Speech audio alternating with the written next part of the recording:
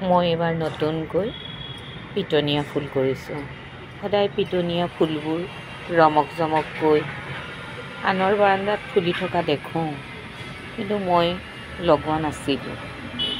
যিহেতু মোৰ বেলকনিখন বৰ সৰু আৰু বেলকনিত বৰ বেছিকৈ ৰ'দো নপৰে, অলপ অলপ ৰ'দ পৰে, তথাপিও মনে নমনাৰ বাবে দুটামান ফুল নাৰ্চাৰীৰ পৰা কিনি আনি লগালোঁ। কিন্তু এতিয়া ইমান ধুনীয়াকৈ ফুলিছে, দেখি বৰ ভাল লাগিছে।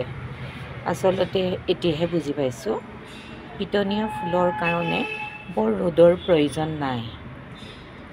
সেয়েহে হয়তো কমটি ৰ'দতে মোৰ বেলকনিতে বৰ ধুনীয়াকৈ ফুলিছে।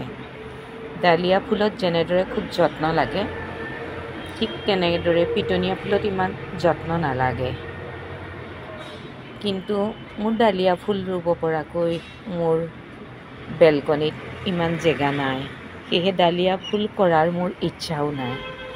এই দুটামান টাবতে পিটনীয়া ফুলখিনি লগাইছোঁ। খুব ধুনীয়াকৈ হোৱাৰ বাবে মোৰ মনৰ আনন্দতে আপোনালোককো দেখুওৱাৰ চেষ্টা কৰিছোঁ।